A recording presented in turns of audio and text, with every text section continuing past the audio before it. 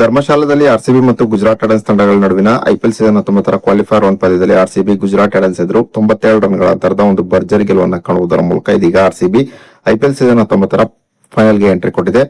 ಇನ್ನು ಗುಜರಾತ್ ಟೈಟನ್ಸ್ ತಂಡ ಆರ್ಸಿಬಿ ಎದುರು ಕ್ವಾಲಿಫೈರ್ 1 ಪಂದ್ಯದಲ್ಲಿ ಹೀನಾಯವಾಗಿ ಸೋತ ಬಳಿಕ ಗುಜರಾತ್ ಟೈಟನ್ಸ್ ತಂಡದ ನಾಯಕ ಶುಭ್ಮನ್ ಗಿಲ್ ಹೇಳಿದ್ದೇನೆ ಎಂಬುದರ ಡೀಟೇಲ್ಸ್ ಅನ್ನ ಈ ವಿಡಿಯೋದಲ್ಲಿ ನಾವು ನಿಮ್ಮ ಜೊತೆ ಶೇರ್ ಮಾಡಲಿದ್ದೇವೆ. ಈ ಸುದ್ದಿಯ ಡೀಟೇಲ್ಸ್ ಅನ್ನ ಕೊಡುವುದಕ್ಕಿಂತ ಮುಂಚೆ ನೀವು ಆರ್ಸಿಬಿ ತಂಡದ ಅಭಿಮಾನಿಗಳಾಗಿದ್ದಲ್ಲಿ ಈ ವಿಡಿಯೋಕ್ಕೊಂದು ಲೈಕ್ ಮಾಡಿ. ಹಾಗೆ ಆರ್ಸಿಬಿ ಸೀಸನ್ 19ರಲ್ಲೂ ಕೂಡ ಚಾಂಪಿಯನ್ ಆಗಿ ಹೊರಹೊಮ್ಮುತ್ತದೆ ಅಂತ ನಿಮಗೆ ಅನಿಸುತ್ತದೆಯೋ ಅಥವಾ ಇಲ್ಲವೇ ಎಂಬ ನಿಮ್ಮ ಅನಿಸಿಕೆಯನ್ನ ತಪ್ಪದೇ ಕಮೆಂಟ್ ಬಾಕ್ಸ್ ಅಲ್ಲಿ ತಿಳಿಸಿ ಕೂಡ.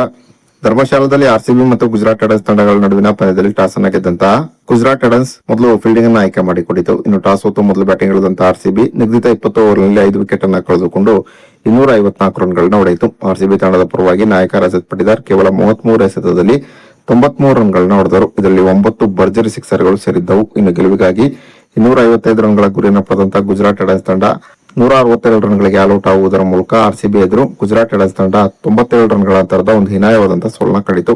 ಇನ್ನು ಆರ್ಸಿಬಿ ಎದುರಿನ ಕ್ವಾಲಿಫೈರ್ 1 ಪಂದ್ಯದಲ್ಲಿ ಗುಜರಾತ್ ಟೈಟನ್ಸ್ ತಂಡ ಸೋಲನ್ನ ಕಂಡ ಬಳಿಕ ಮಾತನಾಡಿದಂತಹ ಗುಜರಾತ್ ಟೈಟನ್ಸ್ ತಂಡದ ನಾಯಕ ಶುಭ್ಮನ್ ಗಿಲ್, ಖಂಡಿತವಾಗಿ ಕ್ವಾಲಿಫೈರ್ 1 ಪಂದ್ಯದಲ್ಲಿ ನಾವು ತೋರಿದಂತಹ ಪ್ರದರ್ಶನದಿಂದಾಗಿ ನಾನು ತುಂಬಾನೇ ಬೇಸರಗೊಂಡಿದ್ದೇನೆ. ಬೌಲಿಂಗ್ ನಲ್ಲಿ ನಾವು ಒಂದು ಉತ್ತಮವಾದ ಪ್ರದರ್ಶನ ತೋರಲು ವಿಫಲವಾದೆವು. ಆರ್ಸಿಬಿ ನಮ್ಮ ಎದುರು ಒಂದು ಉತ್ತಮವಾದ ಆರಂಭವನ್ನು ಪಡೆದಿತ್ತು. ಆದರೆ ಒಂದೇ ಓವರ್ ನಲ್ಲಿ ಕೊಹ್ಲಿ ಮತ್ತು ದೇವದತ್ ಪಡಿಕ್ಕಲ್ ಅವರ ವಿಕೆಟ್ ಅನ್ನ ಪಡೆದುಕೊಂಡು ನಾವು ಪಂದ್ಯದಲ್ಲಿ ಕಂಬ್ಯಾಕ್ ಮಾಡಿದ್ದೆವು. ಅದರ ನಂತರ ರಜತ್ ಪಟಿದಾರ್ ನಿಜವೂ ಕೂಡ ಒಂದು ಅದ್ಭುತವಾದಂತಹ ಇನ್ನಿಂಗ್ಸ್ ಅನ್ನು ನಮ್ಮ ಎದುರು ಆಡಿದರು.